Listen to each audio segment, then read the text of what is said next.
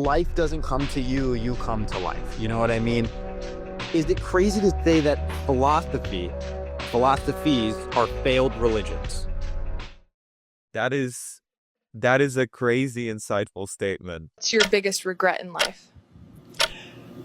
Not providing enough shareholder value. You could be standing there on the corner bleeding and people just drive by you. Well, but you're one in a million, you know? I mean, you're actually sitting down and talking to me, you know? Most people don't give a damn.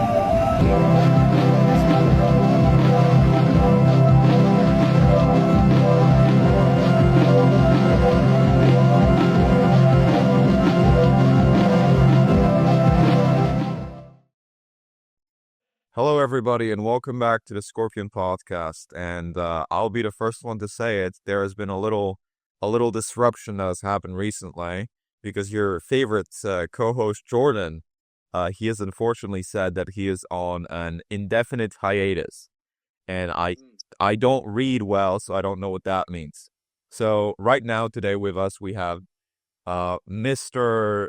DeGundy himself, Mr. Filmmaker, Mr. 304, Mr. Worldwide, my good friend Connor, and we're just going to be discussing random things, how this podcast used to be before it was hijacked by I don't even know what. So this should make for a fun episode during Jordan's indefinite hiatus. And Connor, feel free to introduce yourself or what it is that you do, especially your stuff about like film. How is that? How is your film stuff going? Yeah.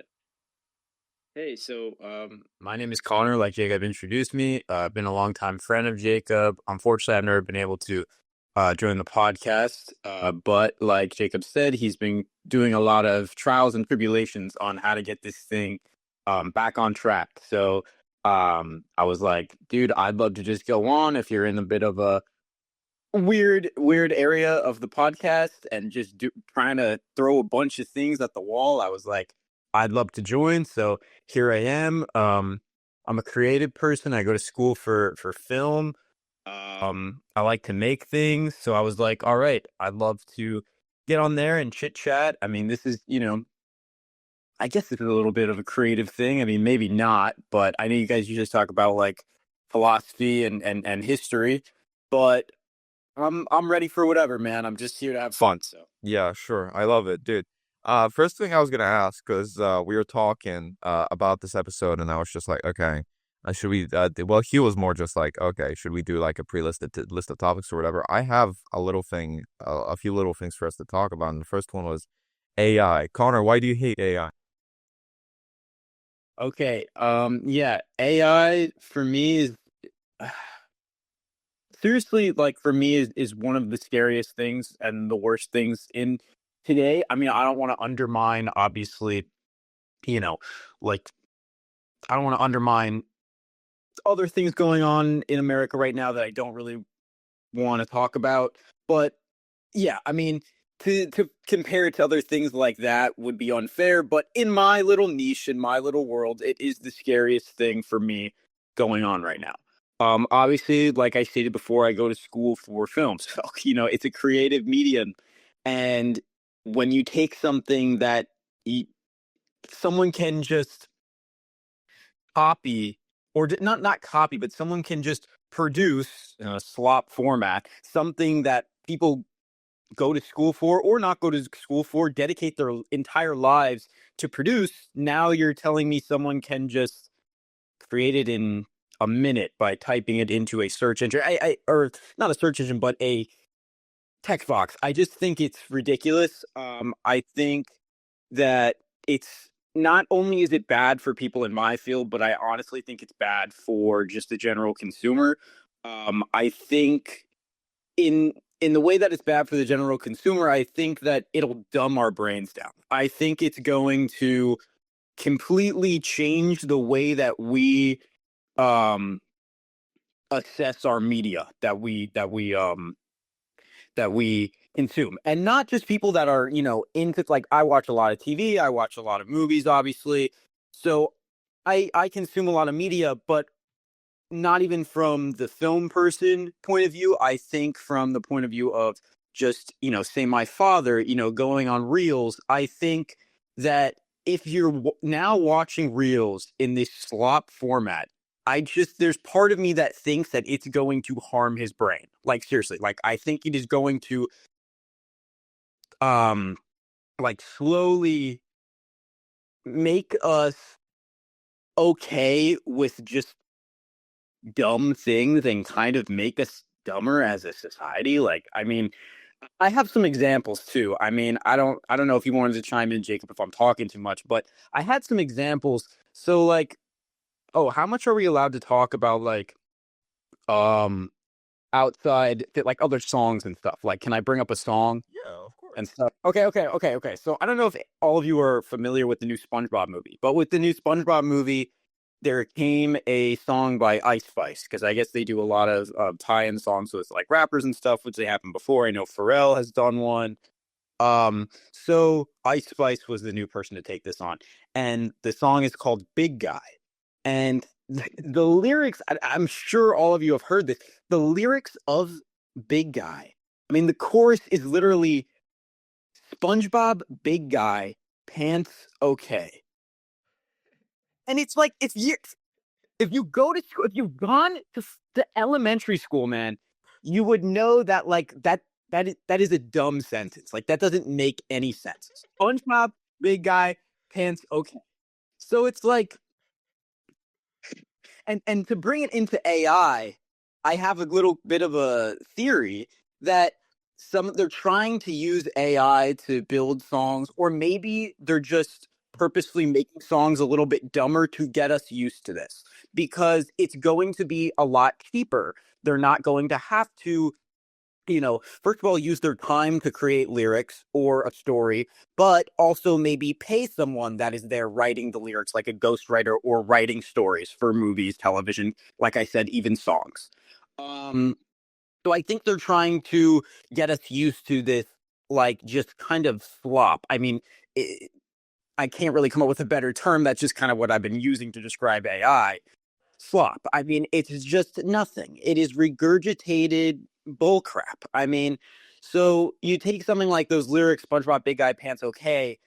It's like, I don't know how you would even, like, write that into the song and think that's okay to not only produce into a film that is going to be shown in the theaters, but a film that's going to be shown in the theaters, designed and for children. And it's like, it's just like garbage into their brains. And I, obviously I'm not saying that Ice Spice didn't write that herself. Maybe Ice Spice is just a genius lyricist, and she wrote SpongeBob, Big Guy, Pants okay herself. But I do kind of have that theory that we're just making things a lot dumber. Not to talk about music so much, because I'm not the music guy, but I know that AI bands are now a thing. And I mean, I like music, obviously. I mean, I'm not, like, pursuing it or anything, but obviously I listen to music a lot. I mean, I have, shout out to Apple Music, give the Apple, the big giant corporation, some more money here, but I use Apple Music. I use it a lot. And I just got my Wrapped back, or whatever they call it, replay, and this and that, and I could not imagine having a AI band. I mean, I've seen AI bands, like, sort of bands that I listen to, like soft rock bands. They have one. I don't even remember the name. I really don't want to say the name, but I don't remember it either way. There's an R&B singer that they have. And I mean, what I don't understand is, I I guess I guess I do understand it, because I guess people that are creating this AI content, you don't have to use any time, you don't have to use any effort, you don't have to do anything, and you'll still get all the profits of being a top chart artist, or, YouTube, getting a YouTube video out there or something like that.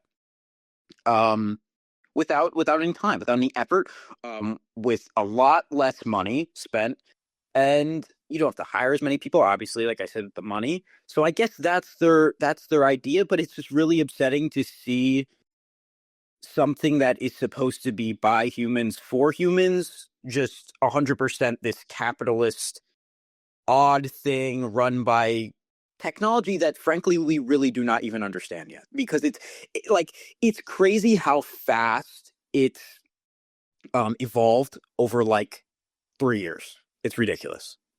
So sorry, Jacob, you can talk now. That was my Yeah, thing about AI. yeah, good. No, I was just gonna say like it evolved like super quick. Backing off on the last thing that you said, because like 2 years ago when we made our second episode and it was a podcast about like artificial intelligence and where it's gonna go, we were just like, oh my God, like when it generates a tree, it kind of looks like a regular tree. Versus now, regarding the thing about dads, it's funny that you mentioned that because my dad literally sends me like Facebook reels and stuff like that, and it's always just like a cat that is trapped behind like a glass wall, and another cat like takes the cat and then throws it over the thing. And my dad just comments like, wow, amazing. And I have to reply to him every single time, this is fake. This is not a real video. This did not actually happen. Someone they burned like 20 gallons of water in order to make this. And with the thing with like the dumbing down, like with AI slop and pictures of like shrimp Jesus going over Instagram and boomers like looking at it and being like, wow, this is crazy that this happened.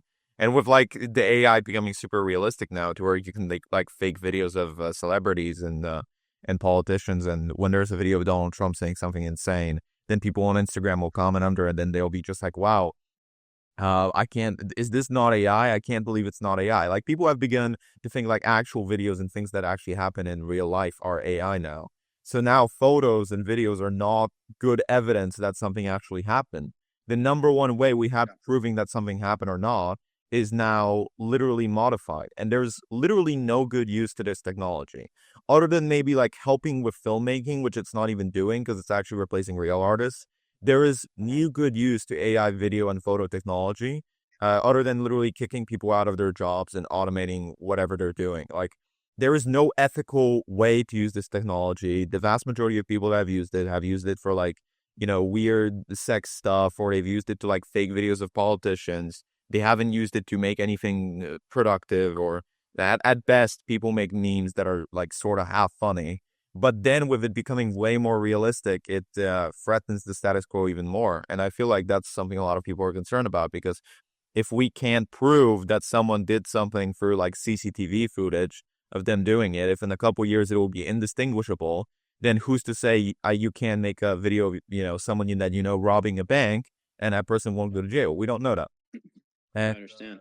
with the thing that you were saying with the SpongeBob song, of course you can mention it, but dude, the thing that cracks me up every single time is that every single year, the sort of music and film that we listen to, I think like it's become pretentious to talk about it. It's become pretentious to say like, oh, everything is stupid nowadays and I hate everything. But yeah, it's like sort of true, because every single year, a couple years, you see something like so stupid and so like consumerist and dumb, and it's just like total slop without even using AI before this even came along. And now it's becoming worse. We are just like, I think like they're purposely simplifying the English language and making people dumber and feeding this stuff to kids instead, because there are actual good like kids television entertainment shows. When we grew up with things that sort of make sense, like Regular Show, which a lot of people used to watch, has a plot.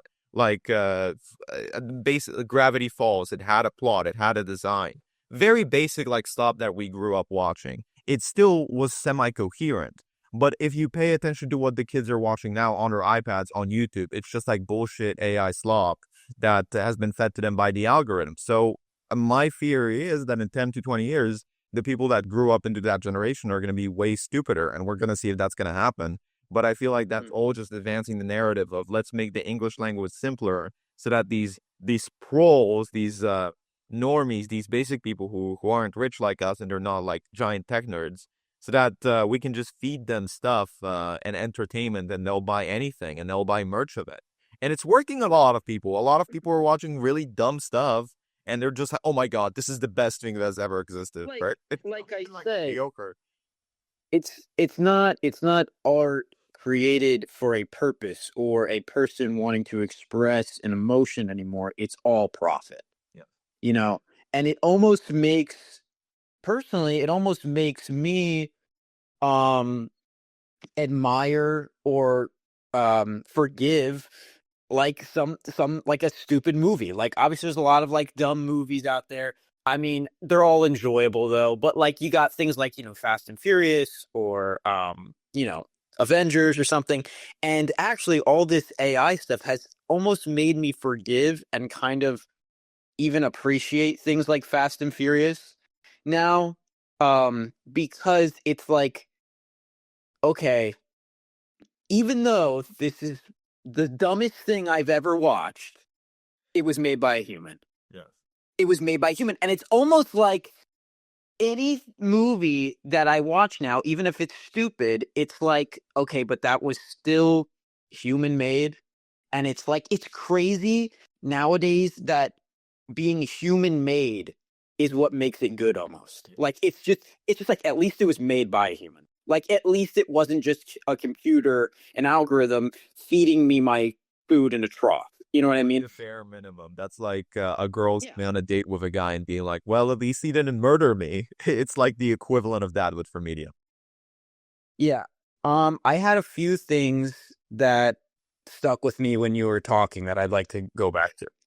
So the first thing is you were saying about how your dad looks at this stuff on Reels and he thinks that it's real.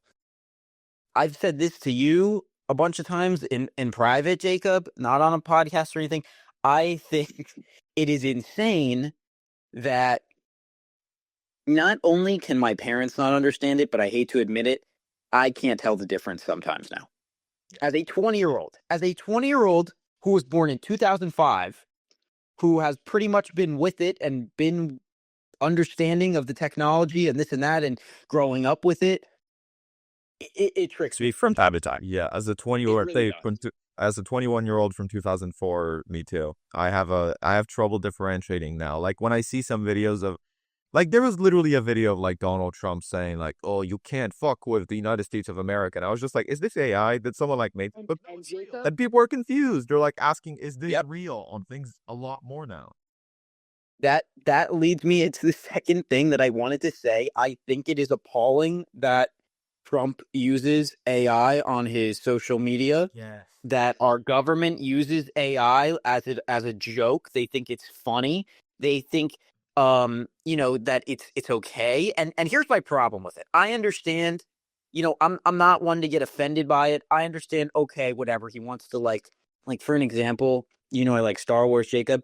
He made himself like a Jedi or something, or like a Sith. First of all, he made him a Sith, which is like, why would you make yourself the bad guy? Stupid idea. Okay, for May the 4th. But that's an example of something he did or whatever that I saw. And here's the thing. Here's the problem that I have. It's not that I'm like, oh, you're an asshole or this or that. No. The problem is that what happens when there's a real emergency or he posts something that's real and it's a boy cried wolf situation. It's a situation where, well, we've seen him post this nonsense before. This can't be real. Oh, just ignore Trump. Just ignore him. He's this, grumpy old man that's just doing AI to piss people off. Well, what happens when he's not doing that? And no one listens to it, and no one pays attention to it. Because all the times he was a dickhead to everyone. Yeah. And like you were saying, you can, make a video of someone that you don't like committing a crime. How is it going to be assessed by the American law system? I mean, I can tell I it don't it's know. going to be assessed. They're going to need to make a database of every single video that was generated by AI ever. And in every single court case where there is like a photo or a video being suggested as evidence, they're going to need a person from that company to run that video for the database to see if it was made using one of the many AI tools that are available. So now there will be companies that will be profiting off of every single time that someone, gets in trouble because of what they made. That's what I think is going to happen. There's going to be make more money off of the fact that it's being used for purposes. Mm-hmm. And I think it's almost sad that you know that because you were brought up in the American school system, and something, unfortunately, that I've been having to deal with, I'm sure you're having to deal with, is teachers putting our papers through AI grade checkers. Yeah. And that is the same, well, not grade checkers, AI checker to make sure that it's original. And that's kind of the same thing that you're saying. And unfortunately, and what's kind of scary, and what I thought of when you were saying that, is they don't work half the time. Yes. They really don't. So sometimes scan like real papers as AI because I Yeah. tend to use a lot of phrases in my papers. They're just like fortunately or in conclusion or summing up everything before Yep. or That means semi dashes. I can't even use M dashes anymore because M dashes are what AI uses, those big, minus looking things. So I can't put those in my paper now because the AI grade checkers are automatically going to flag it as AI. Yeah. So that's an entire, part of the English language that's missing now just because robot liked it. Yeah. So ridiculous. Look, dude, I'll admit for a lot of like planning stuff or making like automatic schedules or even helping me with coding, yeah, like I use AI. But the one thing that I think I'll never use it on is books. Like when I'm writing my books, when I'm like writing fictional stuff, I'm never gonna be like, hey, AI, give me ideas of what happens in this story next. Like I would never use it to try to come up with ideas or replace the creativity for me. Like at most maybe grammar check, but all grammar tools are AI powered nowadays anyways because that's what they replaced it with. But I would personally never be like, hey AI, write this book for me. And right now, authors are dealing with this too because there's just so many books on Amazon now that are just fully written by AI.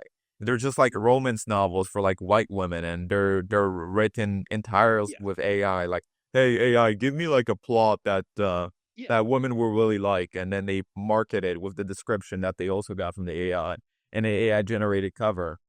And there was a guy, The way that I this use this yeah. dickhead, this dickhead. I just need to talk about this real quick. There was this dickhead on Twitter who said like, "Oh, there's no excuse for not hustling.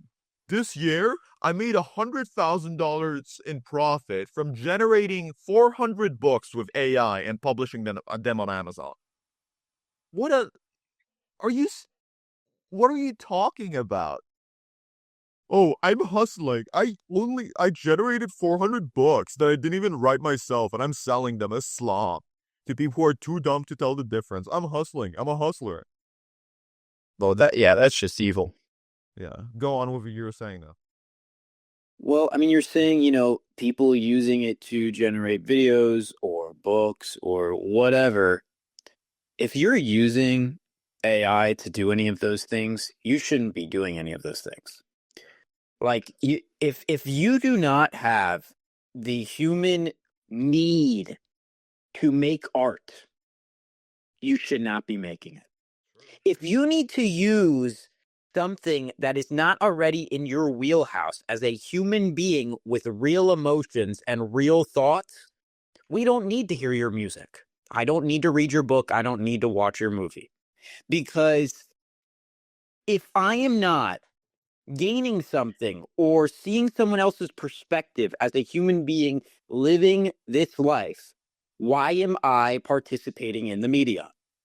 It just doesn't make any sense. And I I would love to talk to someone who's just like more casual with media and art, and it's not really a big part of their life. Maybe someone that is more into, they're a professional athlete or something that doesn't really pay attention to um media and stuff as much as I do, because I would like to see a different perspective on it. Like I couldn't imagine someone like that like talking about it like how I'm talking about it, because they would probably not care as much. They would probably just be like, "Oh, well, it's content and it entertains me, so it is what it is."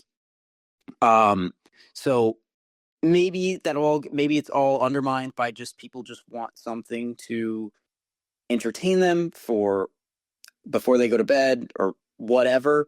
Um, but I think that even if you're not paying attention to it, I think that it's just going to hurt you in the long run if you're paying attention to a lot of this AI stuff.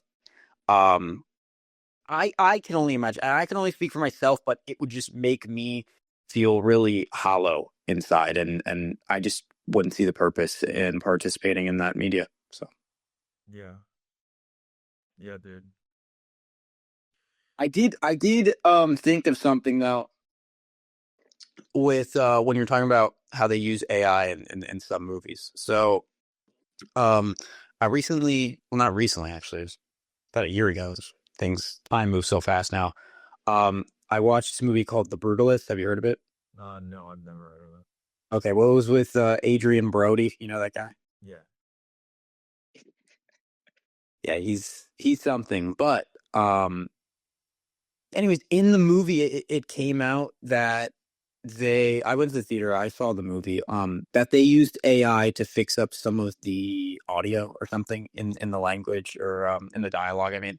And like, you know, I, I don't know how much of that bothers me. Like, I don't know if that bothers me really. I mean, I my first thought is, well, I mean, I'm in school. I have a class this coming semester called sound design. So why couldn't they just get the people who specialize in sound design to help them? You know, but like at least it's not like coming up with the story or this or that. It's more on a technical level. Maybe it did save them a lot of money. Maybe it, who knows? Maybe that was just the easiest thing to do. It's basically part of the system now. It's just too new technology evolving. And, I don't want to be against technology evolving and stuff like that. You think at it in that way. I don't want to be against that if that truly did help and that got those people, back to their families and if the product was just as good as if someone worked on it. Good. The only problem that I have is when it starts, like we said before, you know, becoming the media and just being a robot telling humans a story and nonsense.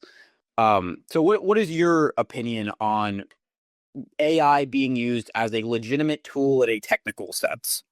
I think if it's a legitimate tool in technical sense, like for me, I gave the example of like grammar checking, right? So I think every single like grammar checking tool has by now been fully integrated for like 20 years into the art of writing. And I think if they're going to replace it with AI, then it's fine if it does a better job at detecting like the grammar inadequacies. Like I use grammar checking tools all the time. If they replace them with AI or they already have implemented AI, I'm not going to look too much at that, even if it gives me like hints on sentence structure. But for like generating ideas, then it's obviously like a bad thing because I'm just so mad at all these like hustlers that are on YouTube just like, this is how I make $10,000 a month generating AI slop of like kittens like playing with each other and posting it on TikTok. And it's just like you're helping the destruction of art and human expression. That is your job. That is quite literally your job. You're working on behalf of like some technocratic elite that wants people to be really dumb by making terrible content and filling the internet with it so that actual stuff that people put their effort and work into, actual stuff made by humans, gets buried. So I'm just like, as long as it doesn't proliferate that process and it helps people express themselves more clearly, then yeah, it's good. Like, I think in the future, there's going to be some good applications where, for example, the people that, have trouble talking, maybe they'll be able to like write sentences and the AI will like put the sentences together for them. And then, the AI will generate a voice for those people who are like, they can't speak because they got in an accident or whatever, or people who are, deaf or speak another language, maybe because AI is already like translating with little earpieces languages for people that are like second language speakers in addition to English, which they will speak very well. So like that can help. But then also if you're using it to replace easy things that humans can be doing, then who says that when AI can do the hard things that humans can't be doing, we won't all be out of a job? Like someone posted on Twitter, there is either two case scenarios, and I read this a while ago because somebody sent it to me, with AI. It's either the best scenario ever or the worst scenario ever. And what concerns me is that I think the worst scenario is 10 times worse than the best scenario is good. Yeah, what were the scenarios? Oh, just the worst case scenario and the best case scenario. Best case scenario, we get like an AI utopia where AI helps, blind people see. And the worst case scenario is that AI literally How creates videos of people doing crimes and locks us all up in jail for it. how would AI Help people who are blind see. I don't know. Maybe ChatGPT will come up with some like new technique for, I don't I know, mean, doing it. don't you think they are? Is it real that they're like? I guess when they say, "Oh, help blind people see" or cure cancer or something, it's research, right? It's super fast, like research of coming up with problem solving and stuff like that that the AI is doing. Yeah, okay. Yeah. I mean, that's not my I don't know too much about it, but that I mean, yeah, like who am I to stop that or say that that's bad? But I just don't understand why we want AI to replace humans from doing things that I mean, it's a human thing. I just don't understand who would who would want that. And I guess we've already exhausted the conversation because we already came to the conclusion that it's these people that just want money, like you said, these people who are grinding, and I don't know if I've ever actually seen one of those videos. I don't really know if I want to, but that just sounds disgusting. Yeah, it sounds terrible and it is terrible. Well, let's skip past the topic of AI. What made you interested in film in the first place? Before this is even a thing, what made you interested in film? I didn't know this was like a Connor This is not a this a Connor curated episode. this is not an interview. I'm just like asking you because you're new and I want to talk about this. All right, all right. Okay. So, I mean, how long do we have? Okay. I'll just get to it. We'll do a little quick history. So, I my parents are not really crazy artistic. My dad was a fan of a lot of fantasy films, action adventure films, as most dads are. I mean, my dad was he's into sci-fi. Particularly, he's really into Star Wars. So that's kind of what I was grown up on. I was really grown up on Star Wars and superheroes and things like Indiana Jones and adventure films and things of that nature. Um, I love them very dearly. I mean, my favorite movie is Star Wars: The Empire Strikes Back. Um, and I was just fascinated by the idea of storytelling and basically being able to put other people in your mind for a period of time and taking them on an adventure through it. You can, through the power of storytelling and movies, because it's a visual medium, you can literally put people in a different headspace, in a different world for a certain amount of time, and you can literally visually represent your exact thoughts, your exact outlook on a certain topic or story, and they can experience it the way you experience it. So, particularly um my background, I was just really obsessed, like I said, like with Star Wars and stuff like that when I first was a child. And I forget how I acquired it. I don't know if I asked for it or if they just gave it to me, but my parents gave me a camcorder. And I in like elementary school saw these kids on an iPad making like the iMovie trailers, Mhm. the trailer template But on I'm iMovie. in the iMovie where they had the templates and you could, do those. Yeah. Yes, and my family gave me this camcorder, and they went out and they bought this Mac desktop, and it had iMovie on it. And I just, ever since then, I made some goofy little trailer template thing, and my family that had no idea what anything was thought it was the best thing ever, even though they didn't know I was just taking random clips and putting them in a little template thing. Um, they were like, "Oh my gosh, cinema!" You know what I mean? My family, which I said is not never really huge into art or anything. They're more into other things. But anyways, so that's what I spent a lot of my time doing as a kid was with this camcorder, making a lot of these random videos.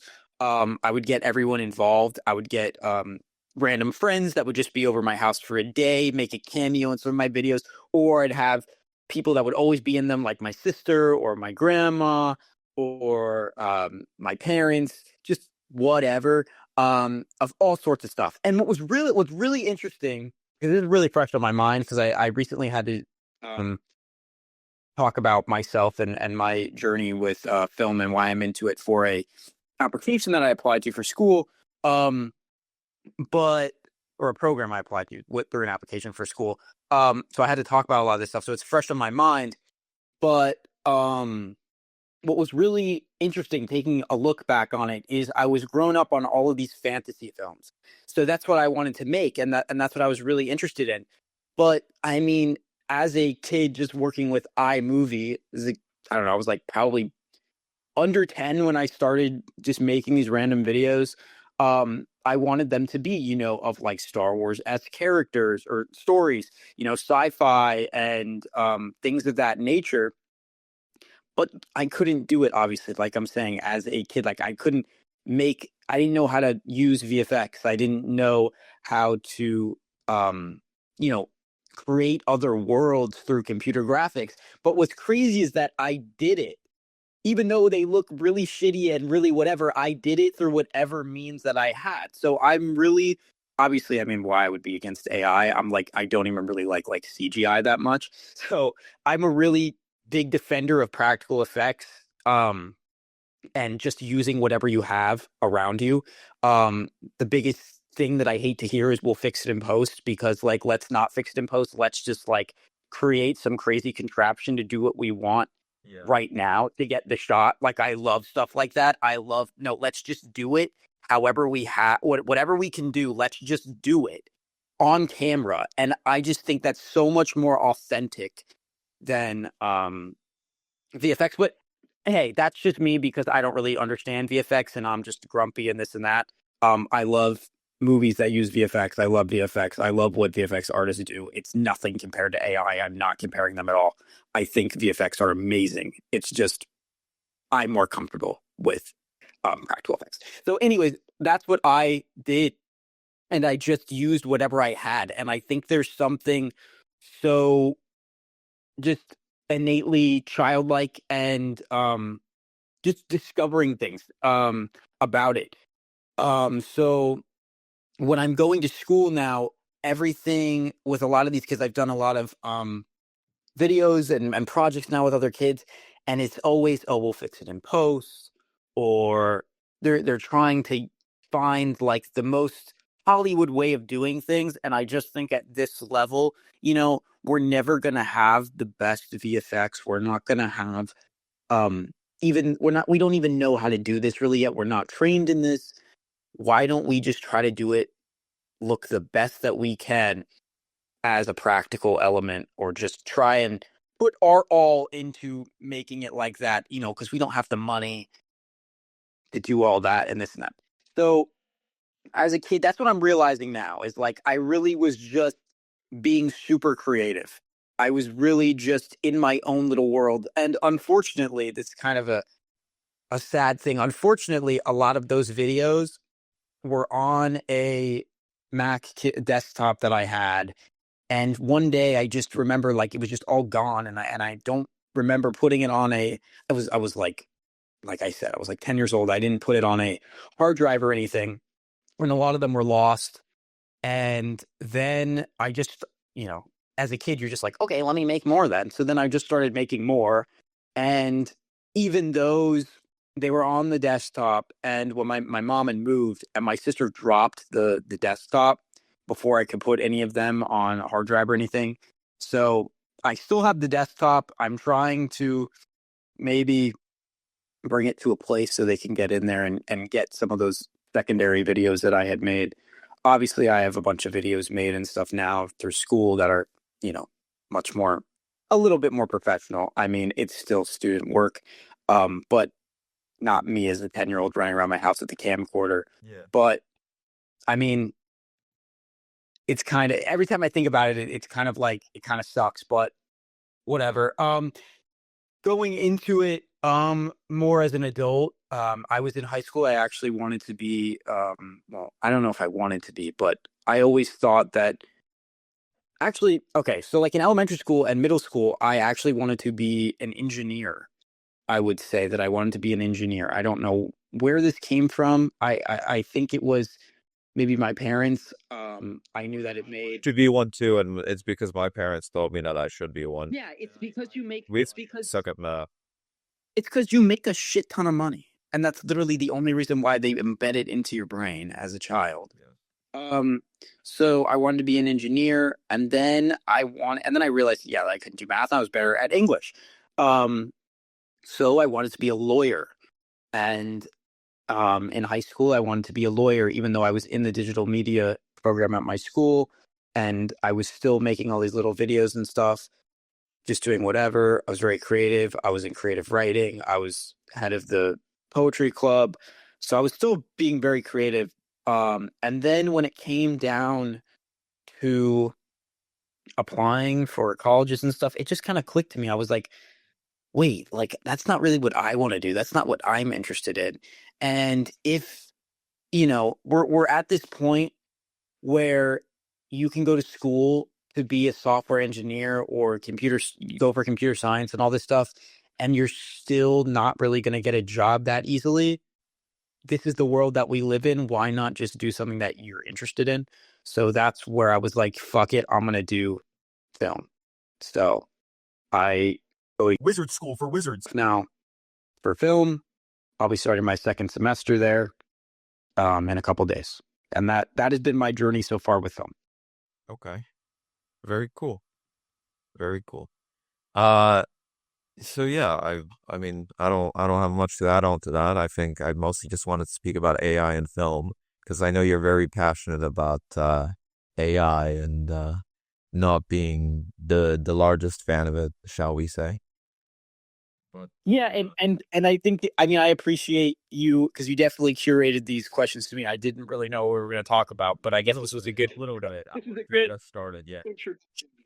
introduction episode for me and for people to hear me and kind of I guess my view on things if I'm going to be on here going forward. Yeah, you asked me about absurdism. You said that you like absurdism. What do you like about absurdism? Oh my god.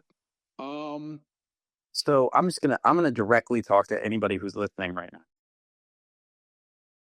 I don't know jack shit about absurdism. I don't know jack shit about philosophy.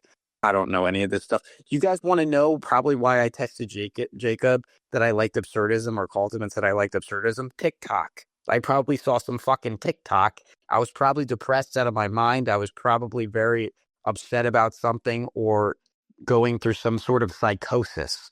And absurdism helped me cope with something probably. Okay. We'll continue. Jeez, absurdism. Well, my ears, blah, blah, blah, blah, blah. My ears are plugged right now. I didn't hear anything that you were saying.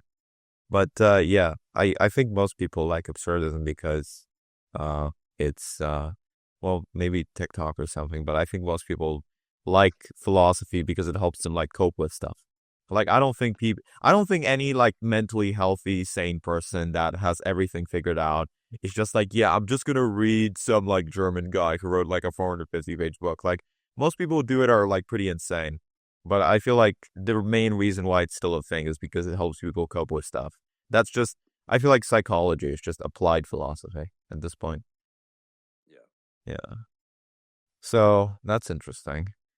I could always get into that. Absurdism is literally just the entire thing can be defined as trying to make sense out of like a meaningless world, which is all that we do every single day. So it's not. Yeah, I mean, like, there's a truth to it for sure. I wasn't trying to undermine it before. There's definitely a truth to it. I mean, nothing is, in my opinion, I just think we as humans create meaning, So a kind of a phrase, I mean, I guess it's kind of stupid. I guess it's kind of obvious, but life doesn't come to you, you come to life. You know what I mean? You have to make something of what you're given. You have to if you're going to go outside, and just be like everything sucks, then everything is going to suck. And that's just what it is. So I guess that's what I took of it from absurdism. I mean, I'm not on here to talk crazy philosophy because we're going to get nowhere. I mean, I'm literally talking about the most basic things. But yeah, that's kind of been my new thing. It's kind of thinking like, nothing interesting is going to happen for me if I don't pursue it. So Right. No, that's really good. I feel like I feel like I don't really like philosophy either, which is gonna shock you, but it's just like I like learning about it. I don't really like it as a field because for me it's just like it feels like throwing meaningless labels and just stuff onto things that we already know. Like why call it, inherent existentialism? Why not, people thinking about their lives? Like why do we need like 10,000 different like labels? Why do we need like professors and for it to be like academic? This is very much just stuff that everybody goes through. And I feel like in either way, when you go into like creative fields, every single creative field, like art, is literally just trying to express the human condition, what humans are dealing with, what humans are talking about.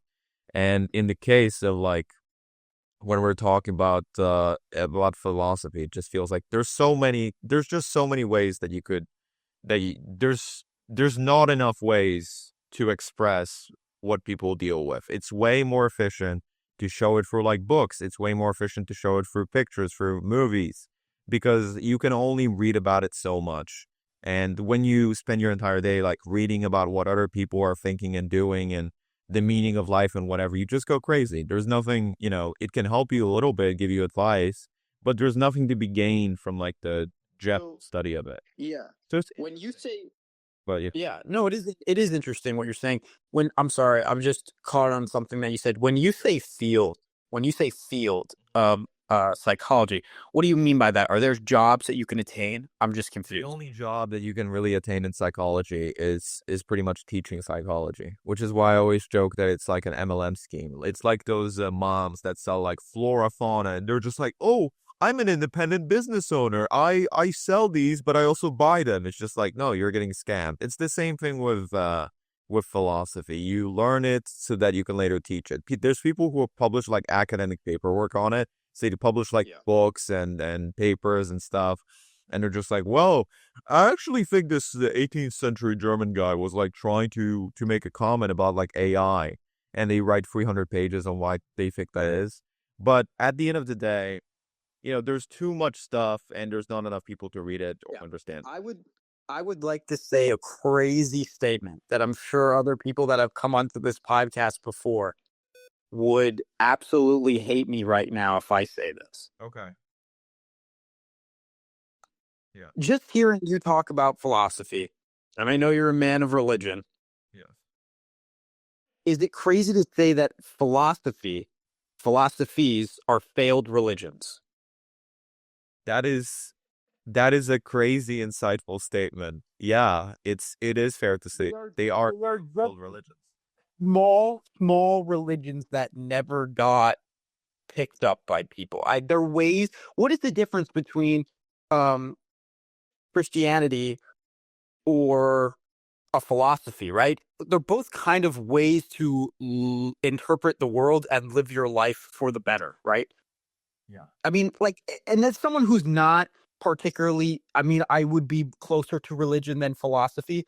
So for someone who's not, their life is not banking on either or, it's just almost when you talk about it, philosophy, as someone who has never really dabbled in it, it's very confusing to me to see how it's even different than religion because it's someone writing in a book telling you the best way to go about thinking and living. Yes.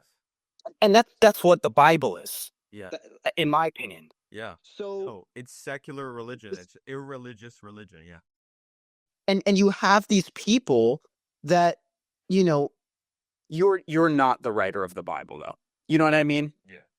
Like and like you said, I think what a lot of these people get wrong is that they spend so much time in their own field, as you call it, their own field, their own world, talking to other people that are into philosophy, that they don't just go out into the world and experience it. And if you're going to write things for people in the world and write things that you think define them and things that would better their life, you have to actually go out and be with those people. You actually have to go out into society and be there. And I'm not saying all philosophers, 'cause of course not. Of course, I'm sure, but just people that I see like online and stuff, and people that are trying to make a name for themselves today, it's like, what do you know? Why am I going to listen to you? What is your life? Yep.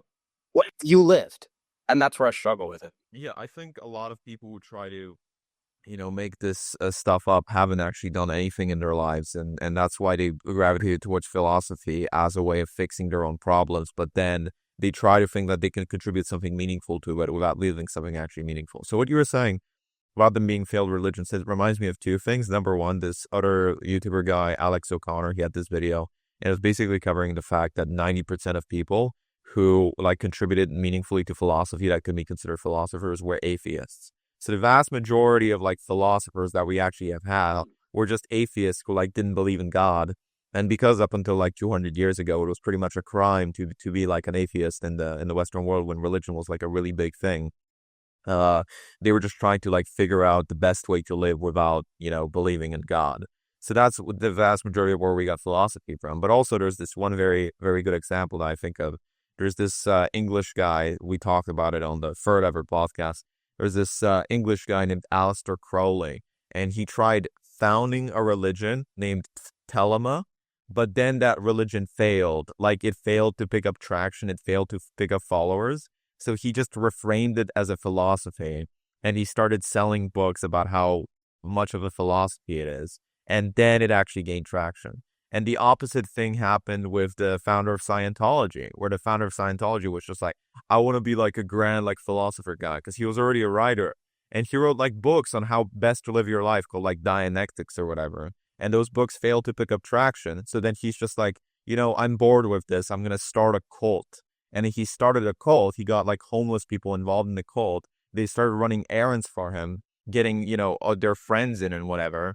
And then finally he was able to make a profit off of it just by like, getting people in on it, sort of persuading them to join his new religion. So it depends on what environment you have, depends on where you are.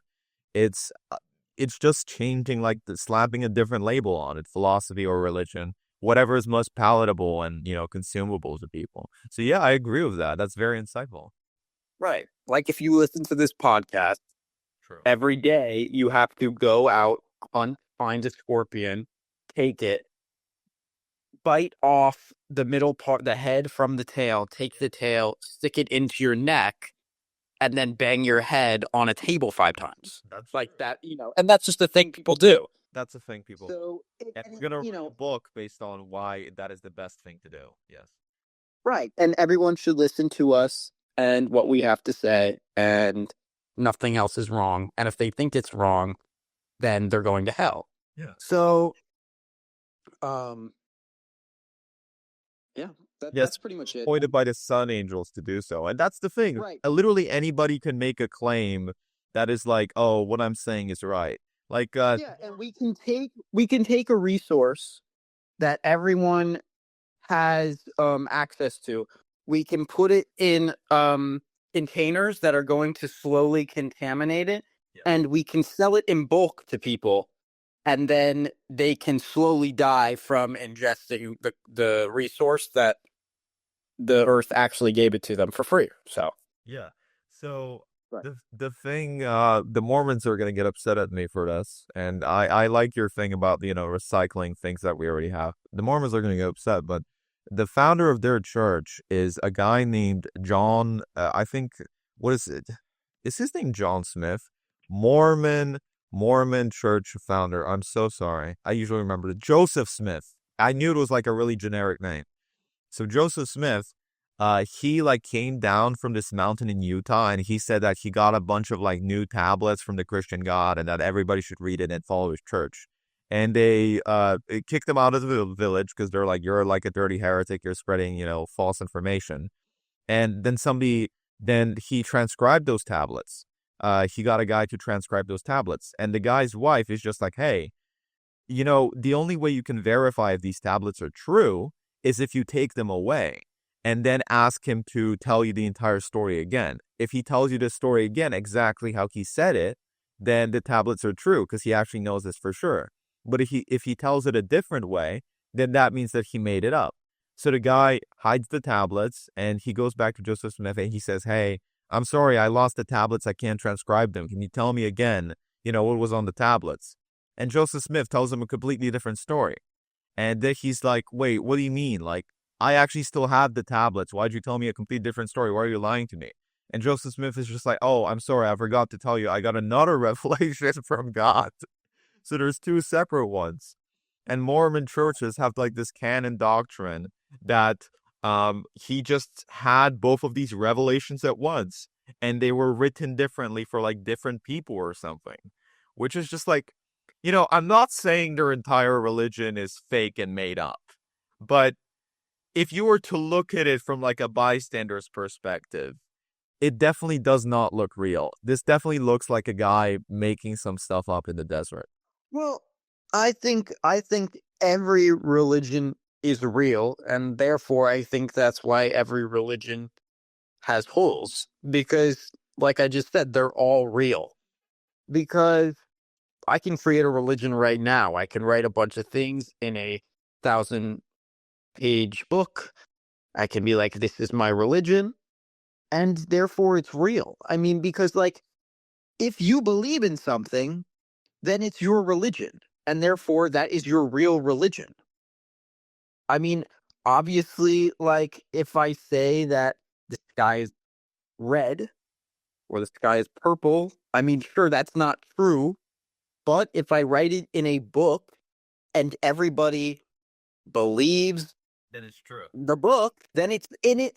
I mean, in a sense, then it's true. I mean, because it's you know it's something that gives people something to believe in. So therefore, it is a real religion because people believe in it, not that the the sky is actually red. And I think that there's something so great about religion because it's having people believe in something so much that it honestly betters their life because they're going to do this, this, and this to not have their life end up like this certain way or whatever. I think that's good for people that are looking for things like that. I just think that not every person in religion and in really anything is having everyone's best Interest at heart, yeah. best interest at heart or whatever. No, So that's really all I have to say about it. I'm not on either side of religion. I mean, whatever. I get you. No, for me personally, I wish I was like more religious earlier because I'm a very edgy guy. I'm a very, I don't wake. Jacob was not born religious. I was definitely not born into religion. I was born into atheism, but literally, I'm not the type of guy who Which like. therefore is a religion. Yes, exactly. But I'm not a golden retriever boy who's like super good all of the time. I don't think there's a lot of those people around, although I know some people are close. Um, so I wish I had some sort of foundation to start off earlier with, because even nowadays, because I'm a person that became semi-religious later in life, like I see holes where this morality is not something that's like part of me. I still think like, oh, I don't need to do this stuff because I wasn't raised doing it. And you just live the rest of your life in a large part how you were raised. It begins to affect you later in life. So for me, it's just like sometimes I slip up a lot more than an average person who was like raised Christian would. Some people just stop believing at all, and that's true, but it still influences them. I don't have that influence, so for me, it's like it's challenging, is I guess what I'm trying to say. But you were talking about, how it has an influence on people and how if they believe in it, then that's good. If the lessons of it are good, if it's just like, hey, maybe don't like kill people. Like, yeah, religion is a very good influence on the world. I think the problem arises when people become like so fanatical that they go after people who believe in similar religions that genuinely just like teach the same thing but with little variations. And is talking about how, all religions are true, and I was going to make a joke there that you're coming out as a Baha'i. I don't think you know what a Baha'i is. Do you know what a Baha'i is? No. Do you know who the guy who played Dwight Schrute in The Office is? Rainn Wilson. Yeah. And the guy who played Joe Goldberg in You, Penn Badgley, both of those actors are Baha'is. They're of the Baha'i faith. And the Baha'i faith is literally just a religion that says that all religions are real. That is they have a religion for that. They have a religion for saying that all religions are real. and that every single thing that people believe was because like a separate deity like revealed themselves to them, and we have just like a universe full of like deities that is helping guide humanity towards like greatness and saving them. That's the entire Baha'i religion. Oh, So, okay. and it's the funniest thing ever because the guy who played Dwight Schrute is one of the main guys in the U.S. for that entire religion. Like he's like the bishop, I guess, the equivalent in Christianity, which is really funny to me. Hmm. And another thing is that they can't run in elections. They don't believe in elections. Those are the two things they believe in. It's weird. It's interesting. But yeah, dude, I think there's like a religion for anything, and I think people could parody it. But philosophy is just reframing it in a different box. It's just like, hey, here's how you live your life, except I'm not telling you to do this. I'm just saying it's the best for you, and whether you choose to believe it is fine. Whereas religion is a lot more like, if you're in it, you're in it. You know, people make Yeah. things about you. Yep. Yeah. So that's all interesting. Um, usually on this podcast, the discussion turns into something where we talk about, like random stuff. I don't know how this was accomplished, but when we did the or when Jordan did the podcast with Colin Marston, who's a musician from Philadelphia, Pennsylvania, and a producer, I would suppose. Shout out, Colin. Shout out, Colin, right? He did that podcast, and that podcast lasted 4.5 hours just because they talked about, all this stuff in depth. I'm not that type of guy to talk about stuff in depth. I'm not gonna, talk my ears off at 4 hours about a certain topic. I don't do that. Like, after a certain amount of time, if something, becomes like less relevant. So that dives me into the final topic of conversation. I didn't really have this pre-planned. This just sort of came to my head. As someone that has spent the vast majority of his life in America, why do you think like America is way better than other countries? Because I know you think that, and to some degree, I also think that. But why do you think we're unique? What do you think makes Unique or better? so, bro? I'm looking for words. What do you think that makes this country different from other countries? Okay. Well, I mean, here's the thing. No matter your political beliefs on America, because honestly, this is my first appearance in this podcast. Yeah, of course. And I'm kind of setting myself up as the person that's not really going to talk about politics, not really going to talk about philosophy or religion too much. For sure. Just kind of be the everyday man, artsy pop culture guy. We need one of those people, yeah. And here's the thing. Here's the thing about someone who's into pop culture, right? You take me, someone who loves music, someone who loves movies. Don't get me wrong. I love some foreign films. I listen to some music that's not in English, whatever. But Jacob, Yeah. before I even answer your question, okay? Okay. I mean, you probably don't like it, but you've heard K-pop before? Yeah, yeah. So K-pop stands for what? Korean pop, right? Korean pop, exactly. Yeah. If you listen to a K-pop song, what's the other language that's usually inputted in English, right? English, right? And English comes from England, right? True. UK, right? There, yeah. Right.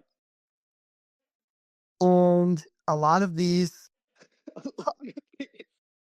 a lot of these K-pop songs with American lyrics and this and that are on the top charts in America. Okay? Stay with me here. Yeah. Okay? America. Americans, we are great at taking things. Okay? Yes. We are great at taking things. And I'm not sitting here being like America is a great country because we stole the corn recipe from a brown person. No. I am saying we are a great country because we took that language, we brought it here, we infused it with other languages, K-pop. We created this melting pot, okay? You go to any other country, okay? There is a little boy that doesn't even know how to speak our language, but he has a shirt that has English text on it and a character that was made in the United States. Yes. All right. Now, we are not great originators, but we know how to make something great. Okay. We know how to take this language and make it sound like it's not coming out of the words of a retarded person. Okay. We know how to take something and make it better. And I'm sorry, that's just how I see America. Okay. In a pop culture sense, there is no, like, you could live in America, okay, and only consume American media, American music. I don't think you could live outside of the US and not hear something that was created um from the US. Like I don't think you North could Korea, I think in North Korea you could live like that, but in any other country, North no. Korea. Okay, North Korea, I've never been there. I don't think you have either, Jacob. Anyone has. Um but I mean, you can, like, you couldn't really laugh in another country without hearing American music or seeing an American movie being played. Um, but you go to an American kid, bro, they don't fucking know what's the popular kids TV show in Russia, No. in Thailand.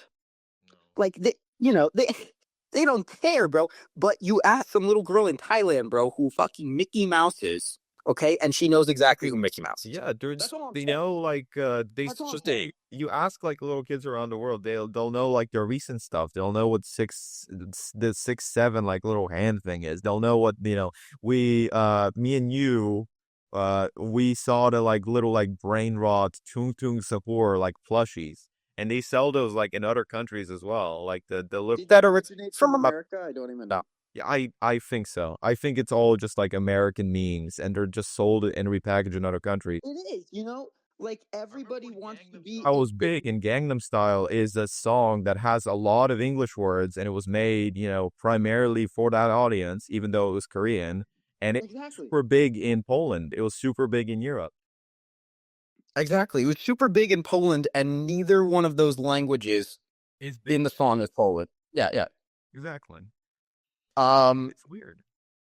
I mean, you go to other countries and people ask you, "Hey, Jacob, what's going on in America?" Hey, Jacob. No. When I was in Donald England, Trump. when I was in You know- England, they were talking to me about like American pay. Exactly. We had an American election watch party while I was in England. There you go. But English election watch party in America. I don't know any politicians in the UK, bro. Like, what are you talking about? Oh, the Queen, bro. US, but like so concerned. They were like watching it passionately and like intensely. Like there's just like British kids walking around being like with red caps, being like, "Man, I hope Trump wins." Like, what is talking about? You don't live here. Even though it's not their country, it affects the greater world. Yeah. It seriously does. It is the only country whose culture and influences have really wrapped and gone everywhere, spread everywhere, except places, like North Korea, whatever. Yeah. But, I mean, that's how I see it. Now, do I think it is the best place to live and all that? I'm not really going to speak on that because, like I said, I grew up here and whatever. I don't really know. I think some of their laws are interesting. I think some other places have some better ideas than us, but there's no place where you can really grow up and get so many cultures. They say that Americans, are really like racist and this and that, but like, dude, what are you talking about? Like, we're racist and this and that and so closed-minded. They think we're so closed-minded and everything, not racist, but closed-minded, right? Dude, you go any other place in the country, you go to a school, all the kids look the same. You go to a school where I grew up, everybody's completely different. Everybody's from all over the place. Yeah. And we all live here together. It's something that we all have in common. We all live in America. And that is what makes America great. That is what makes America unique. 100%. Is that you can grow up in this school and hear different languages, see different ways people present themselves, different religions, different food, different music, etc. And it's all in the same place. Yeah. Now, if our legislation, if our government wants everyone to be equal or this, that, I'm not going to speak on, whatever. But the idea of it and the fact that it even exists. I mean, we're not having a mass genocide in America right now, so I think it's doing okay. It's incredible that all these different types of people from all different around the world are here, and we're not all just like going insane. So Yeah. there. Yeah, man. No, it's you were talking about the melting pot, and I was gonna say I went to a diner recently for like breakfast because that's the thing in the UK. You go places for breakfast. And I was like curious, are there breakfast places in America? I think you go places for breakfast same. Or though. Surely enough, there are. Yeah, well, I got across it good in the UK. Okay, but I knew breakfast people. I was never a breakfast person, so I went there, and I just look at the menu, and there's just like it says Polish kielbasa and Polish pierogi next to like some random like Italian stuff, and I'm just like, bro, like my culture got assimilated into America as well. Like the fact that I'm here means that I have assimilated, and all these other cultures have assimilated as well, like the Germans, the Italians, whatnot, and they're all just like assimilating. And the biggest example of assimilation that I saw was in that menu at that breakfast place. I'm like, bro, like it's not just that we have like Chinese or This is in America or the UK? In America or the UK? America. Oh, okay. In America. Oh, you got accustomed to it from the UK. I got accustomed to it from the UK, but I went back to America. I was like, oh, I did breakfast place. I go to breakfast place, Polish kielbasa, and What did you get? What did you end up getting? I got the kielbasa. I didn't get the pierogi, and then I got like some Italian like dish. I don't know what like calzone or whatnot, and I just got like eggs, like fried eggs. The Polish food couldn't have been as good as it is in Poland. Right? It was No way. it was actually the same. Like I couldn't taste the difference. And there you go. And that's why we have it that America is great. There you Yeah, go. like Italians are super picky. They're just like, this pizza doesn't have the 50 mozzarella and the garlic, peppers on it. It's just like it's pizza. We love it. We like it. Just you've been assimilated. You won't get the type anymore. Pizza. Yep.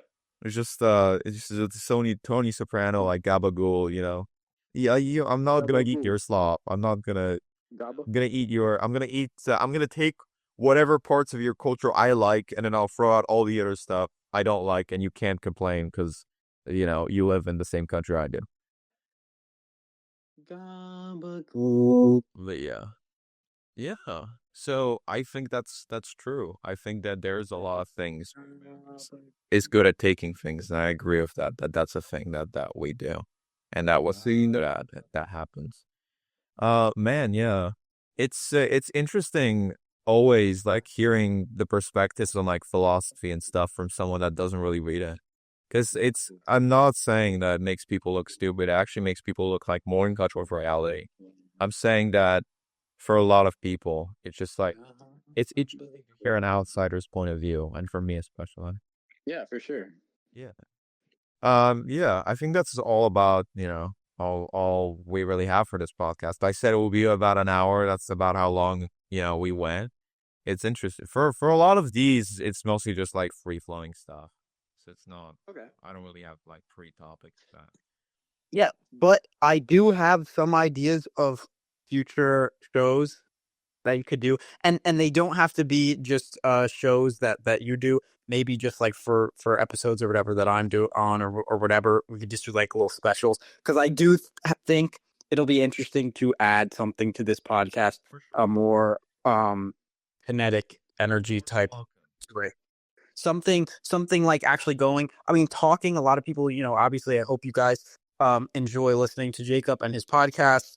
But I think that something that's more you doing something or something more along the lines of interactive or something could be interesting. To look at. We are down for your ideas. We are just like America. We take ideas and we blend them together. We make a Have you ever asked? Have you ever asked your community to give you ideas? We have, yeah, but our What do community, they usually? Sorry.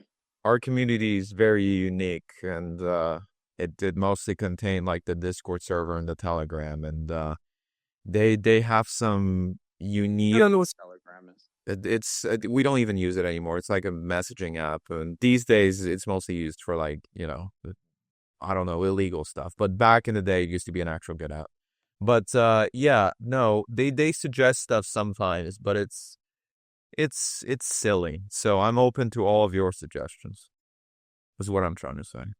I Yeah, think I mean, open to the community suggestions. Like if people do leave comments saying I want this or I want that, I'll do it yeah. because people have left comments before that are just like stop making all these weird sentences, stop talking about this, and we've done that. We've adjusted. We're a very receptive bunch.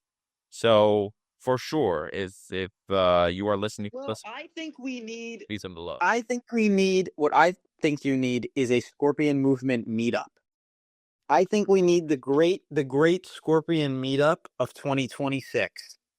Now we're gonna have a giant meetup for the Scorpion Movement Okay. on March 12th. On March 12th, you're laughing. On March 12th, and we're going to all meet up at the. Give me one moment. We're going to all meet up at the AMC in mm, AMC West Melbourne. Okay. Now the address of that AMC, everyone can write it down. 4255 Norfolk Parkway. That is 4255 Norfolk Parkway. NORFOLK PARKWAY. West Melbourne, Florida 32904 is the zip code. So we're all going to meet up there, and we are going to we're not going to go see a movie. We're just going to meet up there, and then we can all go get crab rangoons together from the closest Chinese restaurant to that location. All right. So I'm excited to try some crab rangoons and talk Scorpion. For sure. Yeah. March So 12th. That's a Thursday, and we're gonna do please RSVP by the 14th February. March 12th, Thursday, at 10 a.m. So hopefully a lot of people. People I can will meet make on an actual. Thursday. I will arrange an actual form if anyone wants to complete that. I will Yep. put an actual form in the description. That's good. It's AMC West Melbourne 12. Podcast ideas for those who are curious. Yep. And let us know if you want to go catch some crab rangoons at the closest Chinese place to the AMC West Melbourne 12 on Thursday, March the 12th at 10 a.m. Here's what you're not thinking about though. What if they don't have crab rangoons? But we're going to find the Go closest to restaurant. the closest Chinese place to that has crab rangoons. Yeah, I mean I mean I brought it up because it's actually an old practice brought on by my old mentor Pat Benatar. He It's called Chinese rag. It's not called Chinese because of the you know what they say now, like it's very we live in 2026. Yeah. It's called the goon run. So you're chasing goons throughout the whole day. And it's tiring, man, and it takes a lot out of you. But when you get that cream, man, it's just you really gotta love the goon. Yeah. I yeah. Okay. Yeah. I want the cream. I get the cream. I understand. Okay. Connor, it's been great talking to Jacob, you about great podcast. philosophy I think our of partnership is going to be. I think our partnership is going to be very good, and I think that I am going to challenge. I think I'm going to challenge and change the entire. What's the word? landscape. No. Okay. The hierarchy Hierarchy. of the Scorpion movement. The Scorpion Movement cinematic. The entire hierarchy of the Scorpion movement is about to change. We, And you all are witnessing history. we surely hope so. It's like you're reviving a dying brand of edutainment, I suppose. I am the nut job that you bring in once you realize that everything else has failed. That's literally what's going on, everyone. I was the last resort brought in to just to make something that was not a boring slog. Yeah, do you know the movie School of Rock with the guy, the Jack Black? Yeah. Yeah, you're him, you're Dewey. Dude, I liked that movie. All right, thank you for stopping by, Connor, and you ready? You are interested in eating some crab rangoons or for a podcast? Check out the RSVP for a little. And if nobody responds, then I'll be real. Run, Gunner, you're going to catch a Korean tonight.